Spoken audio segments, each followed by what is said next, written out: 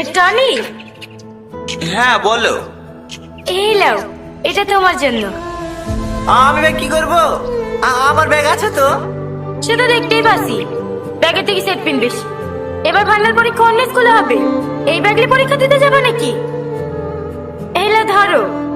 না না লাগবে না, আর কদিন প্রতি পানি দেওয়ার টাকা পাবো, ও হয়তো কিনে নেবো। কেনে? এই ব্যাগটা তোমার পছন্দ হয়নি? তোমার লেগে তো কিনে আসনু। না না পছন্দ হবে না কেনে, ভালো তো। কিন্তু আমি তোর ব্যাগ নিতে পারবো না। কেনে নিতে পারবে না?